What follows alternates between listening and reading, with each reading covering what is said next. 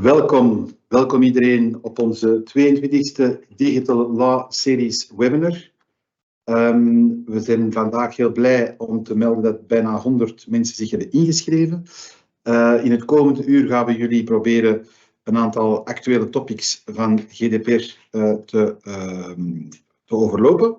Als er vragen zijn, mag u die stellen in de chat en we zullen dan na de sessie proberen de vragen in de chat te beantwoorden.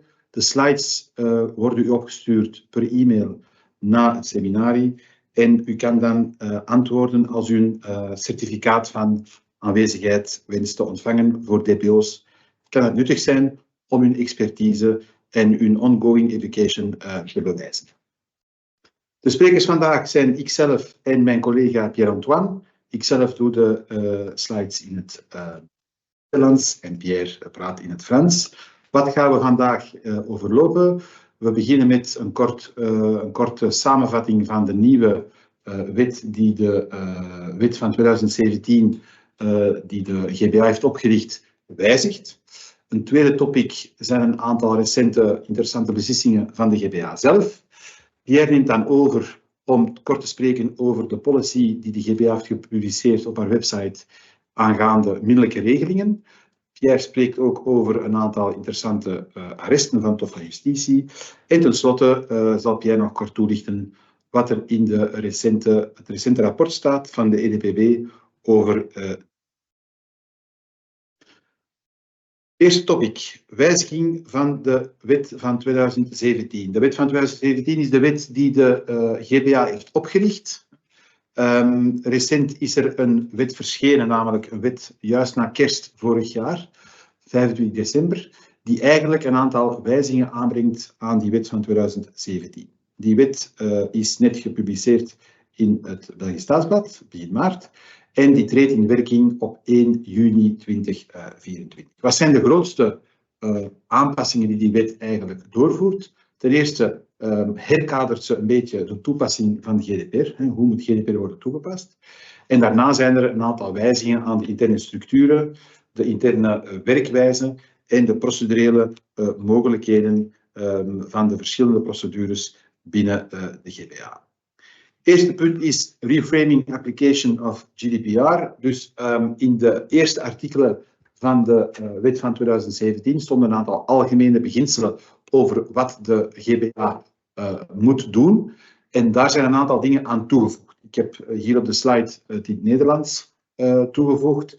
En dit is een letterlijke quote van de nieuwe artikelen. De wetgever heeft gezegd dat de GBA niet alleen verantwoordelijk is om de verordening eigenlijk de GDPR toe te passen, maar ook eigenlijk om te zorgen voor een vrij verkeer van persoonsgegevens. Dus het is niet enkel GDPR compliance, het is ook zorgen dat persoonsgegevens vrij kunnen circuleren binnen de EU. Dat is eigenlijk een actie van hetgeen ook al in de GDPR zelf staat. Ten tweede voegt de wet ook toe dat hetgeen niet mag gaan over een absolute GDPR-uniforme toepassing, maar dat GDPR moet gezien worden ten dienste van de mens en dat de bescherming van persoonsgegevens eigenlijk niet absoluut is en eigenlijk enkel moet worden toegepast in functie van de samenleving en evenredig met andere grondrechten die leidt tot een afweging van belangen. En de GBA moet ook de AVG consequent toepassen en moet daarbij eigenlijk proberen om een eenduidige richting te kiezen wat betreft de toepassing van de GBA. Dat zijn misschien iets verrassende toevoegingen, maar volgens ons zal het een argument geven om een beetje, ja, toch wel iets de wijze waarop de GDPR vandaag wordt geïnterpreteerd een beetje te mitigeren en op een meer pragmatische en werkbare manier de AVG toe te passen, rekening houden met een aantal andere belangen die in de maatschappij van vandaag spelen. Naast deze algemene intro, wat is er veranderd aan de interne structuur van de GBA? Een belangrijke wijziging is dat eigenlijk het kenniscentrum werd afgeschaft en vervangen door een advies- en autorisatiedienst, toestemmingsdienst. En die dienst, die nieuwe dienst, gaat eigenlijk de bevoegdheden krijgen die in artikel 58.3 van de GDPR staan. Dat is eigenlijk iets wat de Belgische wetgever had over het hoofd gezien. Hè. En wat zijn die bevoegdheden van 58.3? Dat is namelijk een advies geven over een Data Protection Impact Assessment, waarvoor een controller de GBA consulteert. Die dienst kan ook publieke adviezen geven op eigen initiatief. De dienst zal ook toestemmingen geven voor verwerkingen die worden voorgeschreven door Belgisch recht in het algemeen belang. Dat is toepassing artikel 36.5 AVG. En het is ook die dienst die eigenlijk de codes of conducts, de certificatiecriteria, de model clauses, de PCR's, de draftcontracten voor verwerking van persoonsgegevens zal goedkeuren en begeleiden wat betreft de opstelling ervan. En tenslotte een heel nieuwe bevoegdheid. Deze dienst zal ook toestemming geven aan bevoegde instellingen wat betreft toegang tot metadata van elektronische communicatie. De tweede wijziging is de geschillenkamer, de litigation chamber. Daar heeft men de samenstelling gewijzigd. Dus daar waar vroeger eigenlijk de geschillenkamer was samengesteld uit een voorzitter en 6 leden, worden die nu allemaal afgevoerd en vervangen door gewoon 1 directeur van de geschillenkamer. En die directeur moet een magistraat zijn. De GBA kan ook bijkomende interne organen creëren naar keuze. Uiteraard kunnen die organen geen nieuwe bevoegdheden krijgen, maar het zal dus enkel gaan om organen die gedelegeerde bevoegdheden krijgen van de 6 bestaande organen. En het is het directiecomité die beslist welke bijkomende organen worden opgesteld voor welke doeleinden. Het directiecomité, de board of directors, daar zijn er nu regels gemaakt over wat de verhouding moet zijn van mannelijke en vrouwelijke leden. En ook taalpariteit moet worden gerespecteerd. Ik denk dat het een reflectie is van de wrijvingen die in de vorige samenstelling van het directiecomité bestonden over de tegenstellingen tussen man-vrouw en Nederlandstalige en Franstalige leden. Dus dat is nu wettelijk geregeld en daar kan geen discussie meer over staan. En tenslotte, de laatste wijziging wat betreft de structuur van de GBA, is dat er eigenlijk een soort van lijst van experts wordt aangesteld, 20 experts, waarop de GBA beroep kan doen voor allerhande taken. Naast die lijst van 20 experts kan ze ook beroep doen op ad hoc experts, die ze ad hoc aanduidt. Die experts die moeten een technische bagage hebben, maar dat mogen niet louter mensen zijn met juridische expertise. Aan juristen is er blijkbaar geen gebrek bij de GBA. Het gaat dus over expertise die niet juridisch is, of vooral niet juridisch. En de wet zegt er uitdrukkelijk bij dat die experten uiteraard geen enkel rechtstreeks of onrechtstreeks belang mogen hebben bij de beslissingen of de standpunten van de GBA. Want als ze dat hebben, kunnen ze uiteraard niet optreden als expert. Ik stel mij wel de vraag welke persoon die actief is, die dus expert is in gegevensbeschermingsrecht, ergens niet altijd rechtstreeks of onrechtstreeks een voordeel of een belang heeft bij beslissingen van de GBA of standpunten van de GBA, want iedereen wordt geconfronteerd, privé dan wel professioneel, met de toepassing van de AVG. Dus dat lijkt mij een zeer moeilijke horde om te nemen voor elke expert, maar we zullen zien hoe streng dat wordt geïnterpreteerd. Interne functionering van de GBA, omdat er vroeger nogal wat discrepantie bestond tussen de verschillende organen, is er nu bepaald dat eigenlijk het directiecomité richtsnoeren uitzet over welk orgaan doet wat en hoe moeten ze eigenlijk op een gestroomlijnde manier samenwerken. Het directiecomité moet ook een nieuw reglement van interne orde maken. Dat moet gepubliceerd worden tegen 1 september in het Belgisch Staatsblad. En in dat nieuw intern reglement zullen een aantal minimumzaken moeten staan die eigenlijk door het directiecomité kunnen worden vastgelegd. En dat is onder andere de soort van verweermiddelen die partijen kunnen opwerpen in procedures voor de geschillenkamer, de wijze waarop partijen kunnen worden vertegenwoordigd, de wijze van organisatie van hoorzittingen, procedurele deadlines en de wijze waarop de GBA haar maatregelen kan afdwingen als die opgelegd zijn.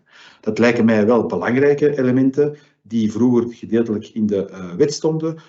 Nu zijn die afgeschaft en de GBA krijgt dus een blanco cheque om zelf eigenlijk heel veel procedurele regels te bepalen die worden gehanteerd voor de geschillenkamer. Er zijn ook nieuwe regels over hoe de directiecomité moet vergaderen, wie moet er aanwezig zijn, hoe moet er worden gestemd, verslag van de vergadering moet altijd opgesteld worden, iedereen moet dat ondertekenen en zo. Dat is niet zo relevant voor de data protection professionals, maar het is wel opnieuw een reflectie van de problemen die er geweest zijn in het verleden. En tenslotte is er een bepaling opgenomen, een bijkomende bepaling over belangenconflicten van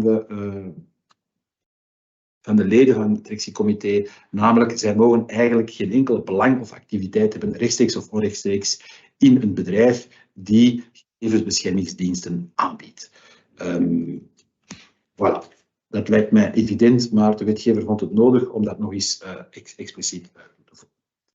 Wat verandert er procedureel voor de GBA? De eerste lijnsdienst die krijgt nu de bevoegdheid om ook de ontvankelijkheid van de klachten en de verzoeken tot bemiddeling te beoordelen.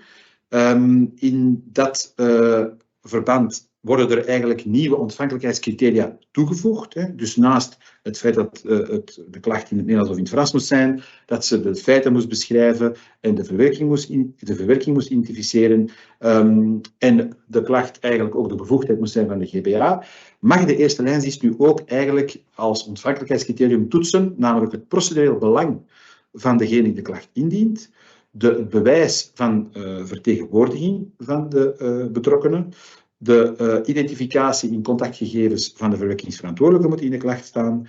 Er moet een bewijs worden toegevoegd van het feit dat de betrokkene zijn rechten eerder heeft uitgeoefend ten aanzien van de verwerkingsverantwoordelijke. En tenslotte, er moet melding worden gemaakt indien de klacht eigenlijk betrekking heeft op feiten waarvoor een andere procedure hangende is voor de rechtbanken, voor een tuchtinstantie enzovoort.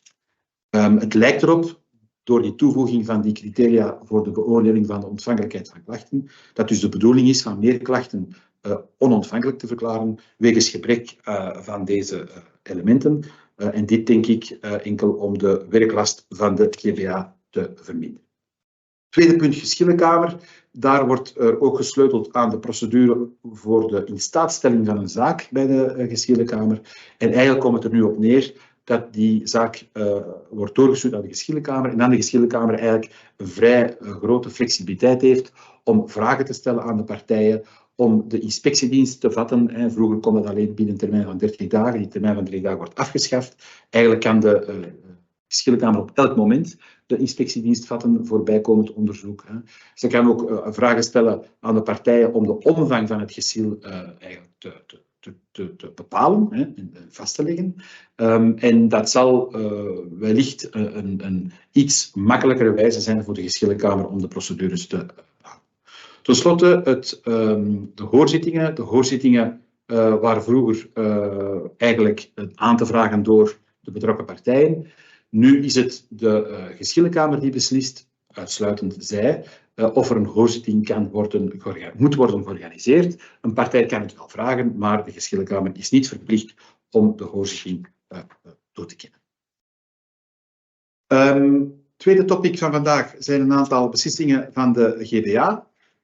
We beginnen met een beslissing tegen het bisdom van Gent, katholieke kerk bisdom Gent. U zal zich dat wel herinneren, dat is ook in de pers geweest. Wat waren de feiten? Het was een datasubject, een man of vrouw, ik weet het niet meer, in 1955 eigenlijk gedoopt in een parochie ergens in het Gentse. En in 2021, naar aanleiding van heel de commotie rond misbruik in de kerk, vroeg die man of die vrouw eigenlijk om al zijn gegevens verwijderd te zien in de boeken en in de registers van het bisdom Gent. Bisdom Gent beantwoordt die vraag positief, maar wat zei het bisdom Gent van kijk, wij hebben niet uw gegevens verwijderd, maar wij hebben een annotatie toegevoegd om te melden dat u de kerk heeft verlaten. De man in kwestie of de vrouw in kwestie zei van ja, nee, ik wil eigenlijk dat mijn gegevens volledig verwijderd worden. Ik wil zelfs geen annotatie. En het bisdom weigerde en zei kijk, dit is de manier waarop wij dit doen en wij kunnen niet anders doen, want wij hebben een aantal argumenten om de gegevens niet onomkeerbaar te verwijderen. De datasubject diende klacht in bij de GBA op 2 gronden. Hij zegt, kijk, mijn gegevens worden op oncorrecte wijze verwerkt. Want de kerk schrijft dat ik de kerk heb verlaten in haar annotatie, maar ik heb eigenlijk nooit de kerk binnengetreden, want ik was 6 dagen oud toen ik werd gedoopt. Ik heb eigenlijk nooit toestemming gegeven om de kerk te betreden. Laat staan dat ik werd geïnformeerd van welke gegevens er over mij werden verwerkt. En de tweede grond was, artikel 17, uiteraard schending van het recht om verwijderd te worden. De GBA heeft in een zeer goed gemotiveerd en zeer omvangrijke beslissing van eind van vorig jaar die zaak helemaal uitgespit. En om te beginnen heeft ze een aantal preliminaire overwegingen gemaakt. En alhoewel dat eigenlijk helemaal niet ter discussie stond, heeft ze gezegd van kijk, er is hier wel sprake van een joint controllership. We zijn hier alleen met het bisdom Gent in de zaak, maar eigenlijk zijn alle parochies die vallen in het bisdom Gent eigenlijk ook mede-verwerkingsverantwoordelijke van de verwerking van persoonsgegevens in doopregisters. En een tweede preliminaire overweging was van kijk, over de verwerkingsgronden heeft de GBA nog eens de puntjes op de i gezet, terecht denk ik wel. Namelijk, kijk, een verwerkingsgrond, dat moet gekoppeld worden aan doeleinden en een doeleinde is een verwerking. En als je dus meerdere doeleinden hebt, heb je meerdere verwerkingen en moet je ook meerdere verwerkingsgronden hanteren. En men kan niet van verwerkingsgrond wisselen in functie van de omstandigheden. Het is verwerkingsgrond A en als het A niet is, is het B. Nee, zegt de GBA, dat kan niet. Men moet één verwerkingsgrond kiezen en het is die verwerkingsgrond die dan eigenlijk de toets moet doorstaan van de GBA. En tenslotte zegt de GBA van kijk, wanneer we met specifieke categorieën van persoonsgegevens werken, moet er een dubbele verwerkingsgrond worden gehanteerd, namelijk 1 onder artikel 6 en 1 onder artikel 9.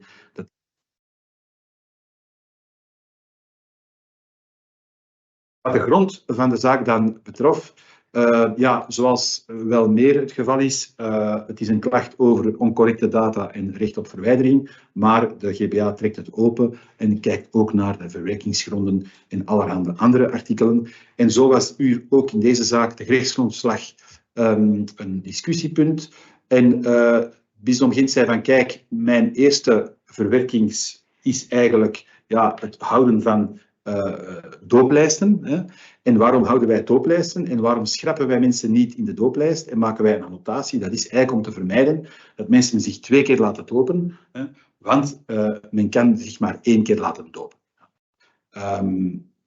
De GBA zei oké, ik ga dat onderzoeken onder de 3-stappentest en heeft gezegd van kijk, het vermijden van gefoefel of fraude met doop is een legitiem belang, hè, maar er is wel een probleem wat betreft de noodzakelijkheid. Hè.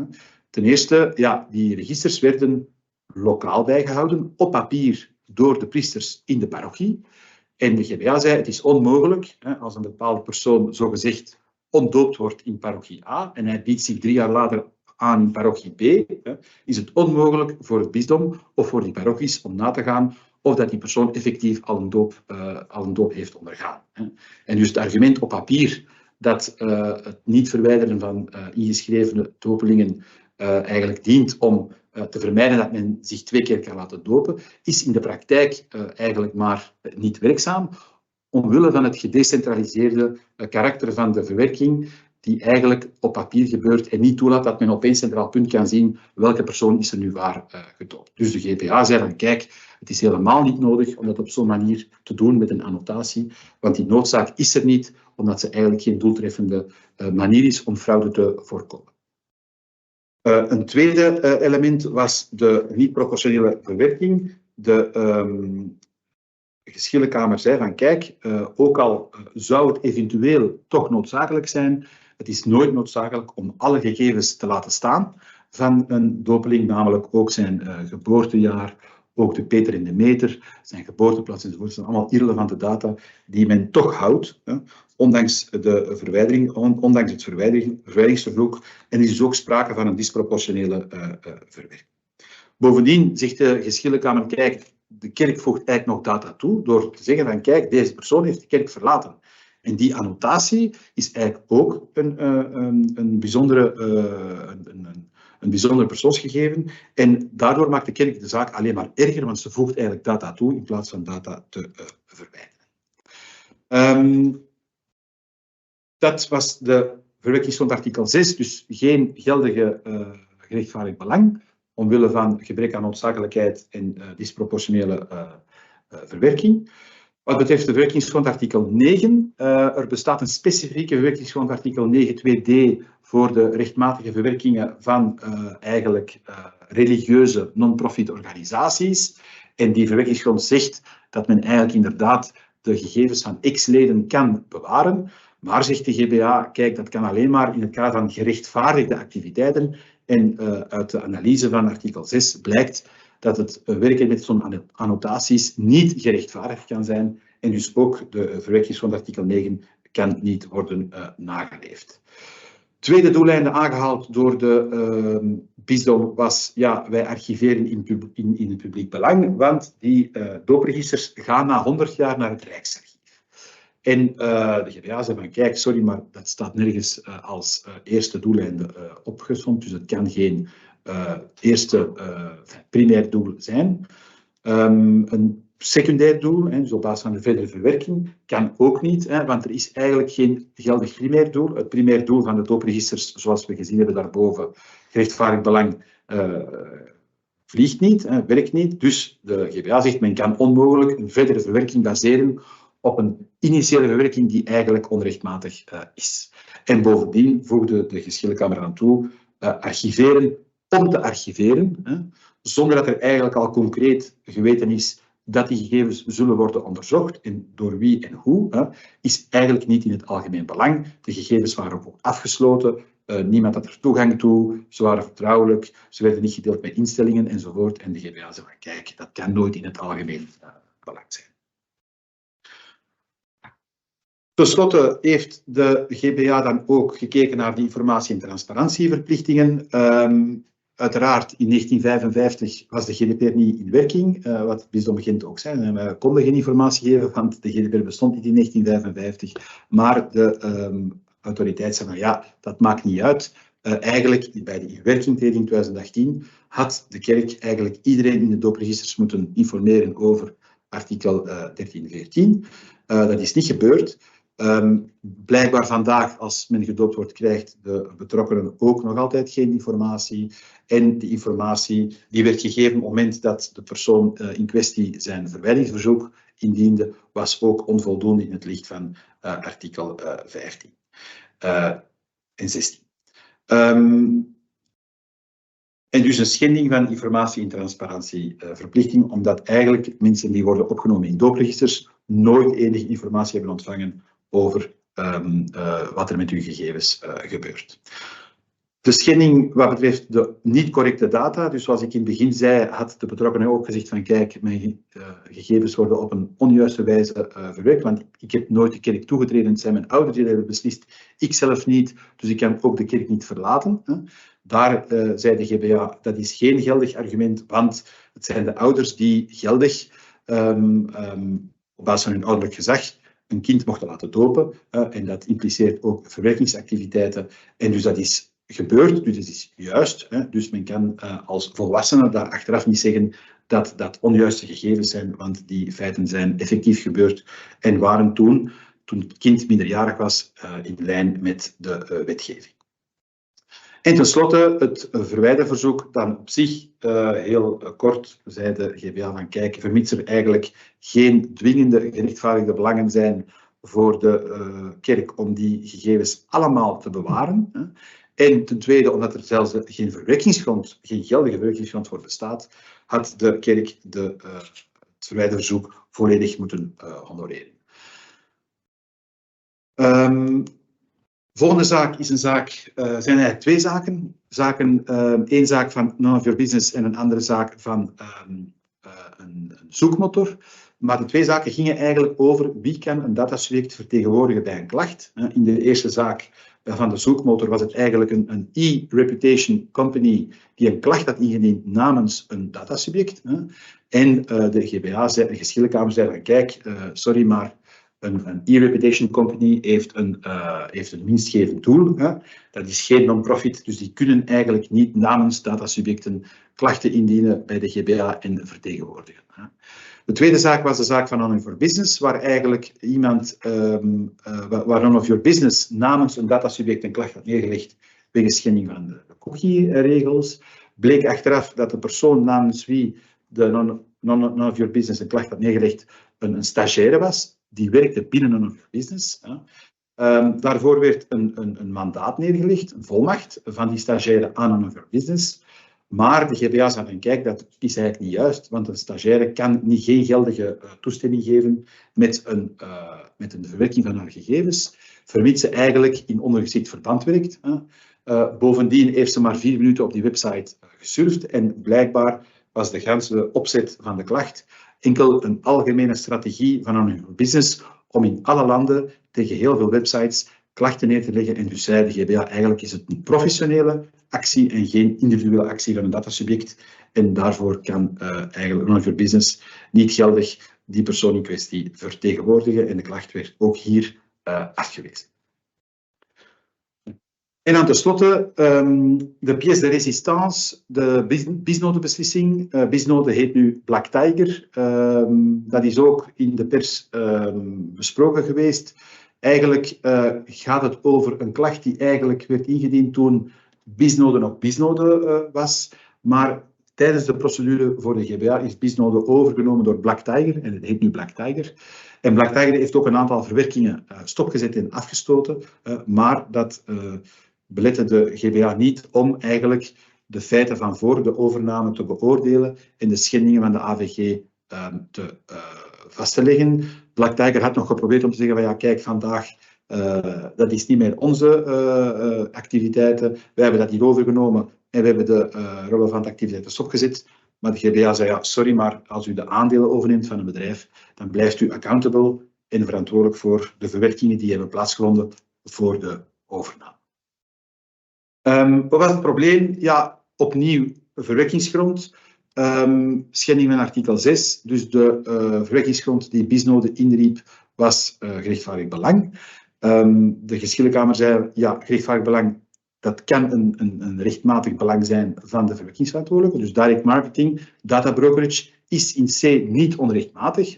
Maar ook hier strandde de analyse op het gebrek aan noodzaak en het gebrek aan eigenlijk een slechte belangenafweging. Waarom was er een probleem met noodzaak? Omdat eigenlijk de gegevens zodanig ruim waren, de sets van gegevens, dat eigenlijk de doeleinden van data quality en data delivery eigenlijk totaal niet meer in lijn waren met wat er werd verwerkt. Dus de data die werd verwerkt was veel ruimer dan de data die eigenlijk nodig is om te zorgen dat iemand op een juist adres wordt aangeschreven. Bovendien was ook de bewaartermijn van de data 15 jaar en Bisnode kon daar op geen enkele manier een verantwoording voor geven. Ook de belangenafweging was negatief voor Bisnode Black Tiger. De GBA zei van kijk, het is een onrechtstreekse verwerking, want Bisnode verzamelde gegevens via derden. De Data Protection Impact Assessment vermeldde ook een probleem van verlies van controle van data, maar daar werd uiteindelijk niks van maatregel tegenover gezet. Bisnode had ook geen contractuele garanties van zijn klanten om het gebruik van die data en eventueel het misbruik en de discriminatie die eruit kon volgen, om dat te beperken. En uiteraard, zei de GBA, is het voor een datasubject onmogelijk redelijkerwijze te verwachten dat zijn gegevens via de leveranciers waarmee hij werkt worden gepoeld bij een datamakelaar op zodanig grootschalige schaal dat eigenlijk daar van alles mee wordt gedaan. Op basis daarvan zei de geschillenkamer dat er dus geen geldig gerechtvaardigd belang kon worden ingeroepen. Er was ook een probleem met informatie. Ondanks een veroordeling in Polen, waarbij Bisnode in Polen werd veroordeeld omwille van het gebrek aan transparantie, had Bisnode België de mensen niet aangeschreven om te zeggen u zit in onze database en wij hebben deze gegevens over u. Daar heeft de GBA ook een veroordeling voor uitgesproken. En tenslotte was er ook een probleem met het register van verwerkingsactiviteiten dat niet volledig was en dat bepaalde zaken zelfs niet vermelden. Wat heeft de GBA dan gezegd? Van kijk, er moet worden eigenlijk verwerkt in lijn met de GDPR binnen de 3 maanden. Hè. U moet eigenlijk uw verwerking stopzetten. Hè. Hetgeen nog verwerkt werd, moet stopgezet worden. Hè. En als u gegevens hebt van uw datasubjecten, moet u ze verwittigen en 3 maanden tijd geven om bezwaar aan te tekenen. Als u geen gegevens hebt van uw betrokkenen, geen contactgegevens, dan moet u over die datasubjecten eigenlijk gewoon een kruis trekken en u mag ze niet meer verwerken. U moet bewaartermijn in orde zetten, u moet een register juist aanvullen en binnen 3 maanden moet Black Tiger die maatregelen allemaal bewijzen aan de GBA. En toen werden er boetes afgesproken, in totaal voor ongeveer 160.000 euro. Wat betekent dat nu voor de bedrijven die eventueel op databrokers beroep doen? In de eerste plaats, wat betekent het voor databrokers? Ja, databrokerage is niet onmogelijk gemaakt door de beslissing van de GBA. De GBA laat de deur openstaan, maar zegt wel van kijk, er zijn beperkingen en men moet de analyse van gerechtvaardigd belang correct, de 3 stappen correct kunnen aantonen. Men mag niet te veel data verwerken, men moet een niet te lange verwerkingstermijn hebben en de doeleinden van de verwerking moeten ook kloppen met de gegevens die men verwerkt, wat niet het geval was bij Black Tiger. Voor de bedrijven die beroep doen op databrokers, moeten zich wel een vraag stellen van kijk, is onze databroker in lijn met de principes van de beslissing van de GBA?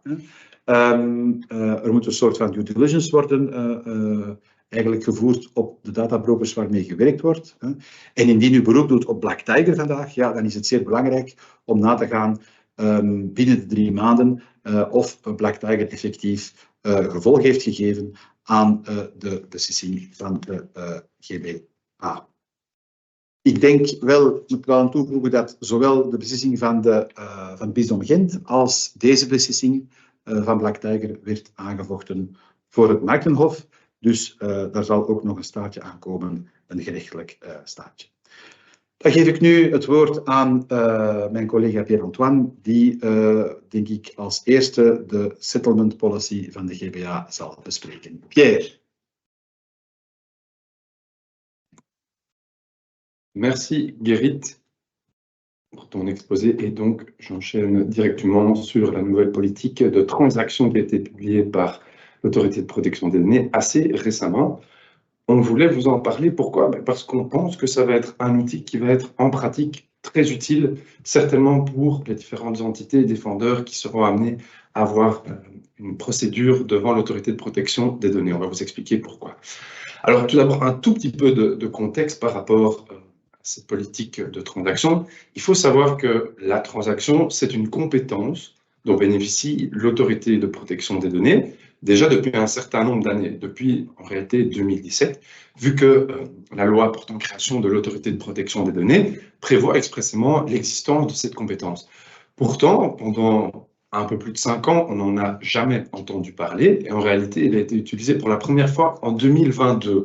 Il y a eu à cette époque-là différents cas liés à des traitements de cookies en ligne qui avaient mené à certaines transactions. Vous en aviez peut-être entendu parler. Et il y a eu ensuite une seconde utilisation de cette compétence plus récemment, fin 2023. Certaines de ces décisions de transaction ont également été publiées sur le site de l'autorité de protection des données. Et suite à ces utilisations assez concluantes, en réalité, par l'autorité de protection des données, eh bien, celle-ci a annoncé dans son plan stratégique de 2024 que clairement, il y allait avoir un plus gros focus sur cette compétence de conclure des transactions dans la mesure où ça peut être utile et approprié.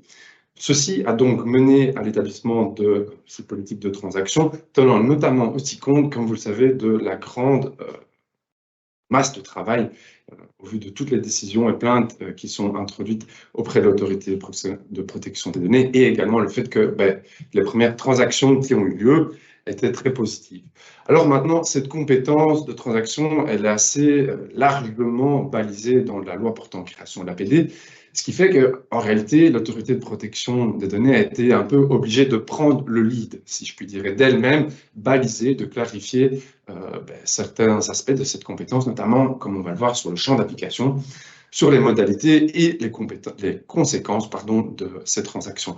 Il faut noter que ça reste un document d'orientation qui a été établi par le président de la chambre contentieuse. Qu'est-ce que ça veut dire concrètement? A priori, il ne lit pas la chambre contentieuse de l'autorité en tant que telle, mais bien de manière indirecte, même si ça reste un document d'orientation, plutôt le président de la chambre. Ce qui veut dire qu'il pourrait y avoir tout à fait une certaine place pour des ajustements au fur et à mesure et en fonction des différentes transactions qui ont lieu.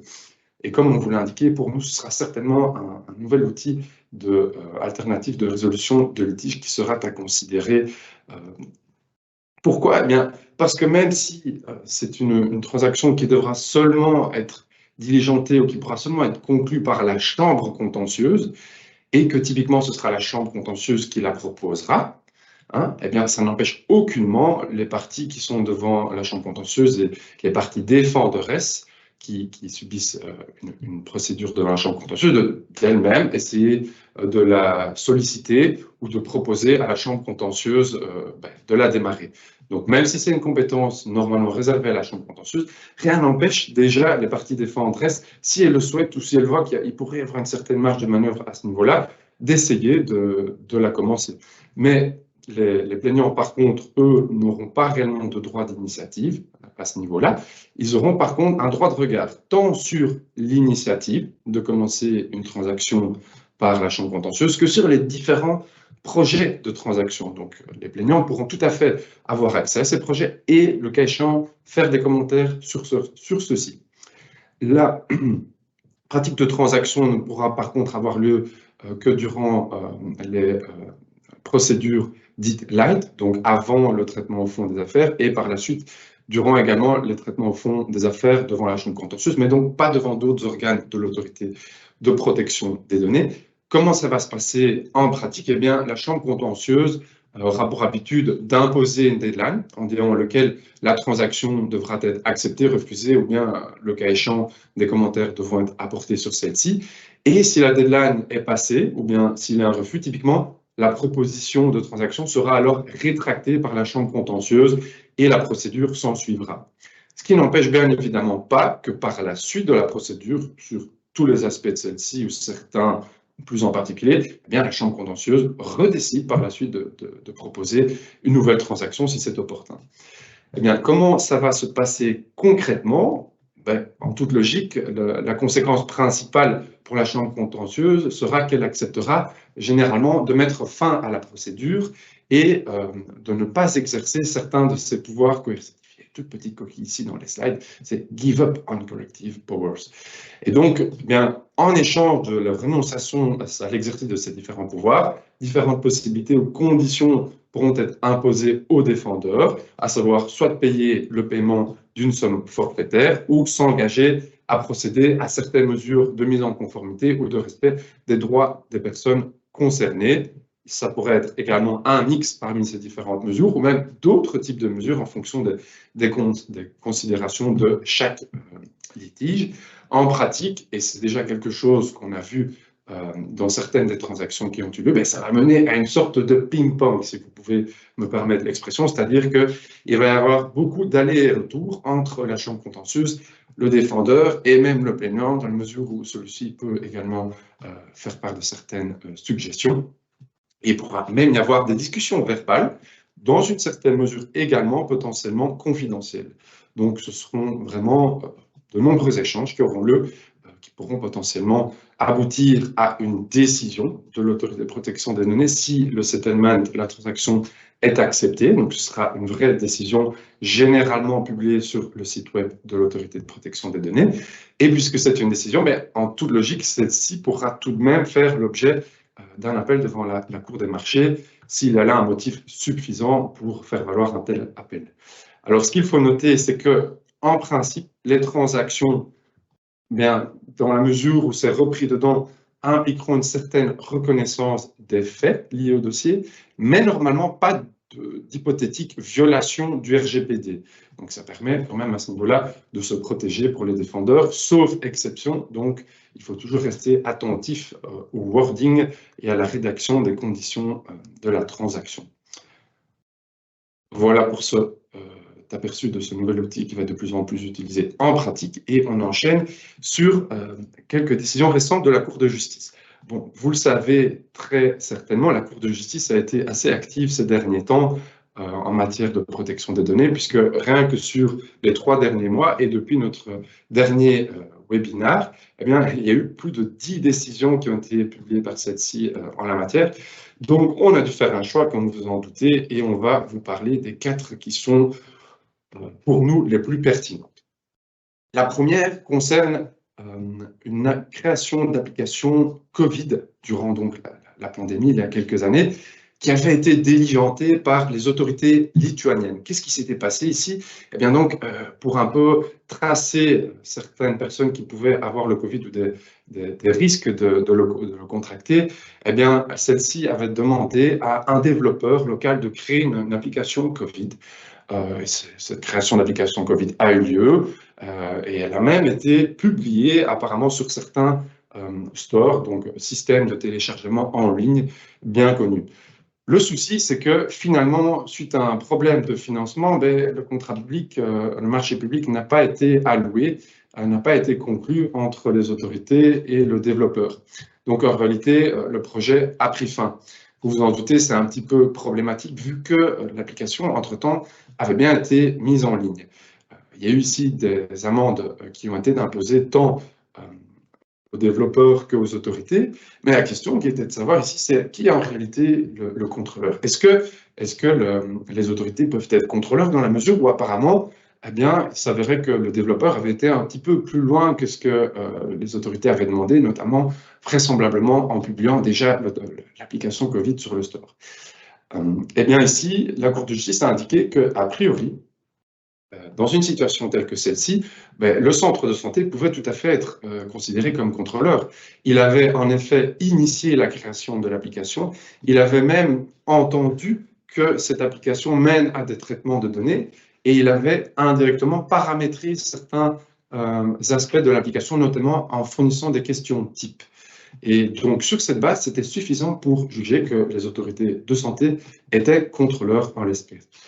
N'avait pas d'impact sur cette question pour la Cour de justice le fait que le centre de santé ne traitait pas en lui-même des données, qu'il n'y ait pas de contrat concrètement conclu avec le développeur, ni le fait que les autorités de santé n'avaient concrètement pas acquis l'application en tant que telle. Par contre, dans la mesure où le centre de santé s'était éventuellement expressément opposé à la publication de l'application sur certains stores, là, cela pourrait mener à reconsidérer le fait que le centre de santé était contrôleur pour ce traitement de publication en particulier, mais c'est quelque chose qui advient aux juridictions de fond de vérifier en l'espèce factuellement. Et ici, évidemment, la question, c'était un peu de savoir si on peut juger que le centre de santé est le contrôleur. Dans quelle mesure est-ce qu'on se trouve dans une situation de contrôleur tout processeur, pour ainsi dire, ou bien dans une situation de joint controllership, parce qu'ici se posait la question de savoir dans quelle mesure le développeur pouvait être soit sous-traitant ou bien en réalité co-contrôleur. Ici, la Cour de justice a amené des petites précisions, confirmant en cela certaines directives qui avaient déjà été un petit peu affirmées en la matière par certaines autorités de protection des données, disant que, eh bien, pour qu'on soit dans une situation de joint controllership, il faut qu'il y ait des décisions communes sur les finalités et les moyens du traitement, voire convergentes. En réalité, il suffit ou il est nécessaire que ces décisions se complètent entre elles et en cela qu'elles aient un effet concret sur les finalités et les moyens du traitement pour que les deux entités soient des co-contrôleurs. Et en réalité, donc, le fait qu'il y ait éventuellement un contrat n'est pas pertinent pour évaluer cette condition. L'obligation d'établir un contrat n'intervient qu'après que l'existence du joint controllership soit prouvée, et pas en réalité avant. La deuxième décision dont nous allons vous parler est une décision qui vient chez nous, si je puis dire, qui concerne également une question de responsabilité du traitement. Vous en avez peut-être déjà entendu parler de cette saga sur le moniteur belge. Donc, qu'est-ce qui s'était passé ici? Eh bien, il y avait eu une diminution de capital d'une société qui avait été publiée au moniteur belge. Le problème, c'est qu'apparemment, il y avait eu des comptes bancaires de certains associés de la société concernée par la diminution de capital qui avaient été publiés au Moniteur belge. C'est évidemment problématique parce qu'a priori, cela ne devrait pas arriver. Il y a eu une plainte devant l'autorité de protection des données qui a réprimandé le FPS Justice et imposé la mise en conformité. Eh bien, le FPS Justice a introduit un appel disant que pourquoi est-ce qu'on impose un tel ordre et une telle réprimande, sachant que le Moniteur belge n'a en réalité légalement aucun pouvoir, que ce soit pour changer ou même vérifier ce qui est publié dans le Moniteur belge. Donc, sur cette base, la question qui a été posée à la Cour de justice, c'était de savoir dans quelle mesure ici le Moniteur belge peut être jugé comme étant un responsable du traitement en l'absence de tout pouvoir ou même pouvoir de contrôle ou de changement. Et dans quelle mesure, en réalité, on ne se trouverait pas ici dans une sorte de chaîne de contrôleurs successifs parmi lesquels les différentes obligations liées à la responsabilité du traitement devraient être en réalité partagées, donc à savoir le notaire qui reçoit les demandes initiales de publier les diminutions de capital et qui ensuite va les déposer au greffe du tribunal afin que ce dernier, après, les envoie au Moniteur belge pour qu'elles soient publiées. Eh bien, ici, la Cour de justice a indiqué que typiquement, un organe tel que le Moniteur belge doit être a priori jugé comme contrôleur dans la mesure où les finalités et moyens du traitement sont au moins déterminés de manière implicite dans la loi belge, en ce que celle-ci donne des missions au Moniteur belge qui impliquent certaines finalités et moyens de traitement. Et ceci, même si le Moniteur belge n'a pas de contrôle possible sur la publication avant qu'elle ait lieu, ou même si le Moniteur belge n'a pas en réalité de personnalité juridique. Donc cela n'a pas d'impact. Par contre, pour ce qui est de savoir dans quelle mesure les autres entités, donc le notaire et le greffe, sont également des co-contrôleurs qui sont repris dans une sorte de chaîne de contrôleurs, eh bien, en réalité, ça c'est quelque chose vraiment à analyser dans les faits du cas en cause, et ce sera à la Cour des marchés de le vérifier. Il faut voir si les différentes opérations de traitement, donc c'est-à-dire le notaire qui envoie au greffe, qui envoie au Moniteur belge, si toutes ces opérations de traitement sont liées, sont suffisamment liées entre elles au niveau de la finalité de traitement, des moyens du traitement et des différentes obligations qui sont imposées dans la loi. Donc ça requiert en réalité une certaine analyse légistique qui va être, on imagine, assez complexe, mais la Cour des marchés devra quand même dans ce cadre-là voir dans quelle mesure, pour certains des acteurs, des exceptions, droits de suppression des données peuvent être envisageables, notamment au vu du fait que, comme on l'a dit, que le Moniteur belge n'a a priori pas de pouvoir de suppression des données. Donc, ça va être quelque chose qui va revenir auprès de la Cour des marchés. On va voir ce qui s'ensuit. Mais ce qui est intéressant au niveau de la qualité de responsable du traitement, et certainement dans des chaînes de traitement, c'est de voir que les liens possibles entre les différentes opérations de traitement, notamment au niveau de la finalité de traitement et des moyens de traitement qui sont concernés par ces opérations de traitement, eh bien, ces liens peuvent avoir un impact très concret dans la mesure où ils sont suffisamment déterminés ou déterminables sur le fait qu'on se trouve dans une situation de contrôleurship successif, avec des contrôleurs qui sont vraiment séparés et successifs, voire si ces liens sont suffisamment forts et intermêlés, notamment par des décisions communes, comme on l'a vu juste avant, eh bien, que cela puisse mener alors à une situation de co-responsabilité du traitement. On verra ce qui s'ensuit suite à la décision de la Cour des marchés. Une autre décision maintenant qui nous vient d'Allemagne concernant les conditions pour imposer des amendes administratives, notamment aux personnes morales.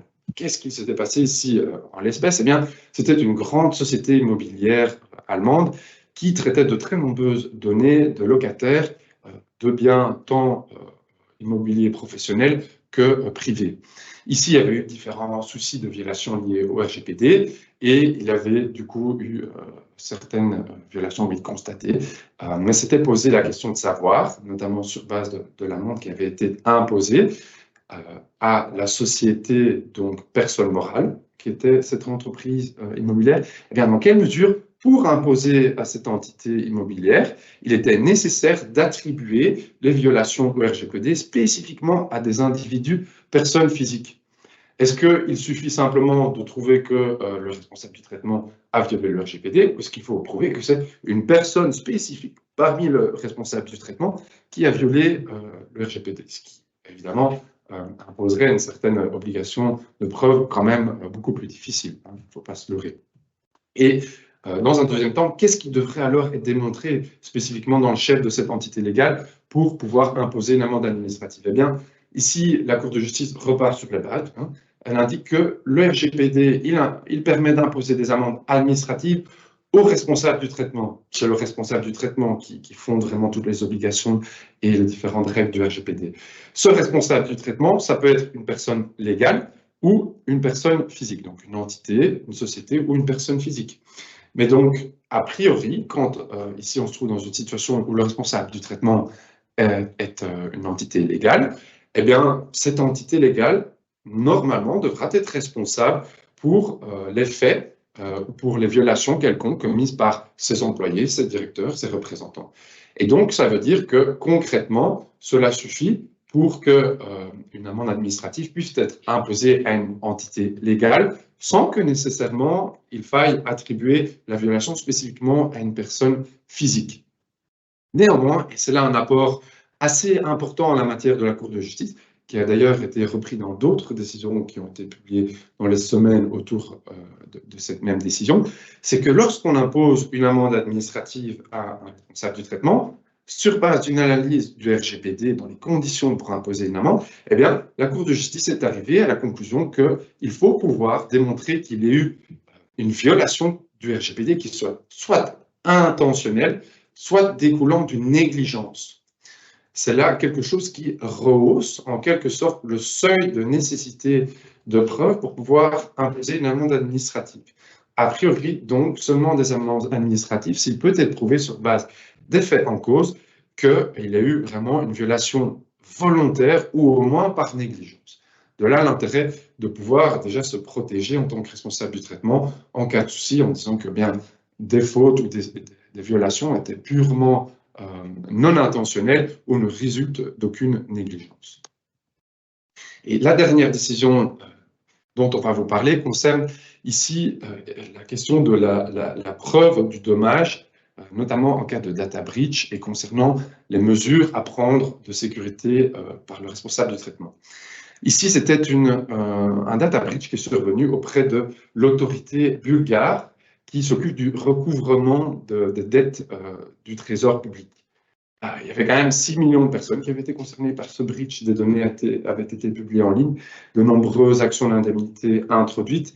Et ici, l'autorité disait, bah, écoutez, moi, j'ai vraiment pris toutes les mesures de sécurité avant et après le breach.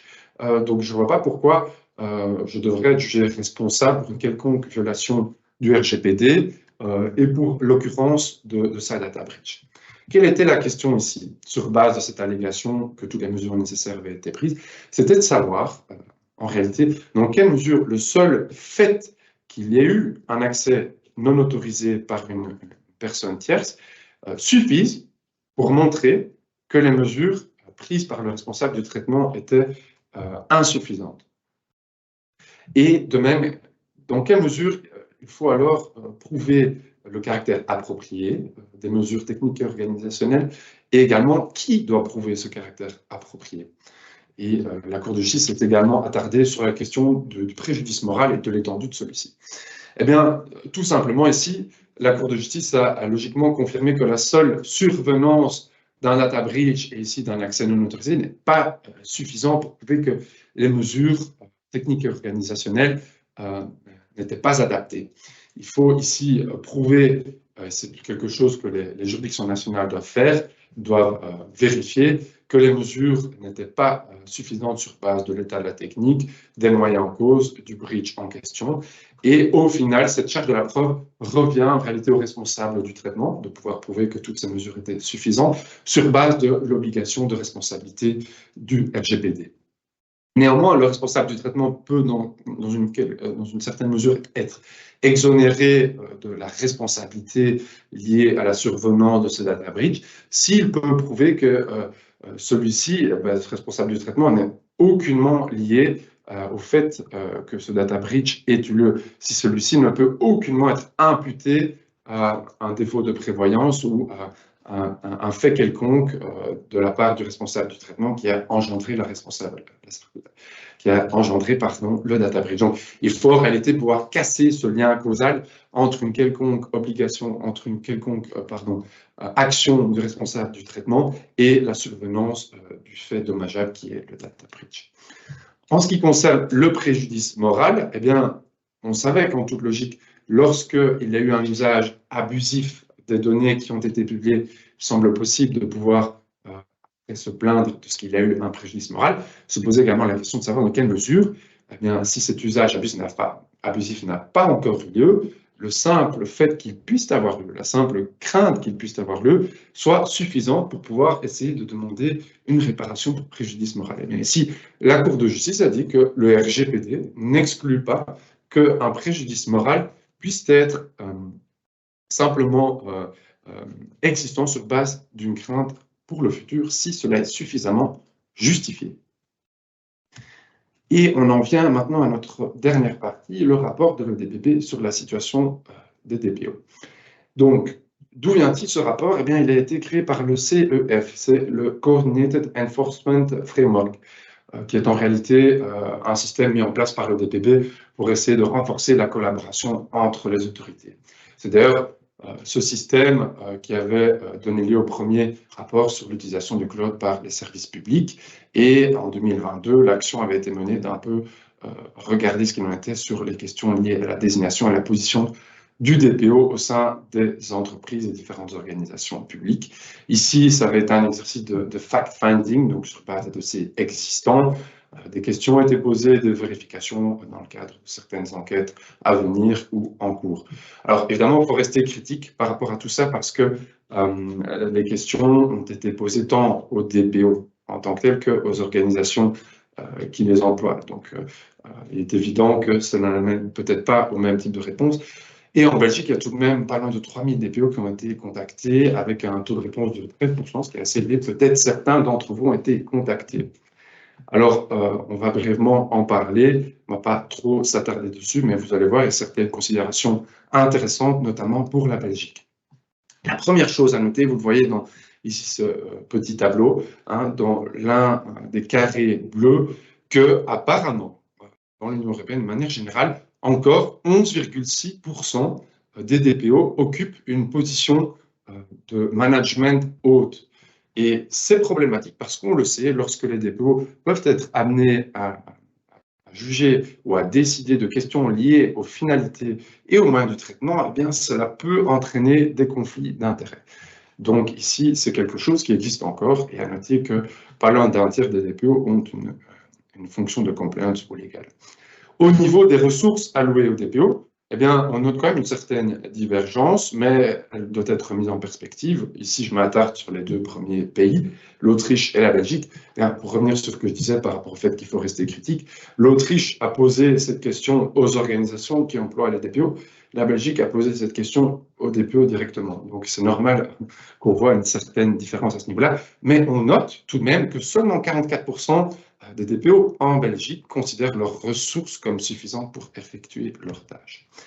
De même, une autre statistique intéressante qui est de voir dans quelle mesure, comment souvent ou avec quelle fréquence les DPO sont consultés pour résoudre ou traiter des questions liées à la protection des données.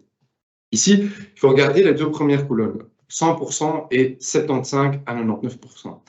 Qu'est-ce qu'il en ressort? Eh bien, qu'environ 50% des DPO, 27 plus 25, ou bien en dessous, 20 plus 31, 50% des DPO sont au moins consultés 75% du temps par rapport aux questions liées à la protection des données. C'est pas mal, mais ça veut dire, à contrario, que certainement 50% sont consultés moins de 75% du temps, ce qui est quand même assez faible.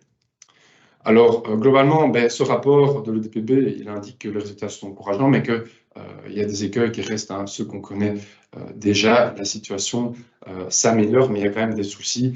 Certaines désignations obligatoires n'ont pas encore lieu, ressources insuffisantes, savoir et entraînement parfois également insuffisantes, des conflits d'intérêts, un souci de reporting au plus haut niveau de management.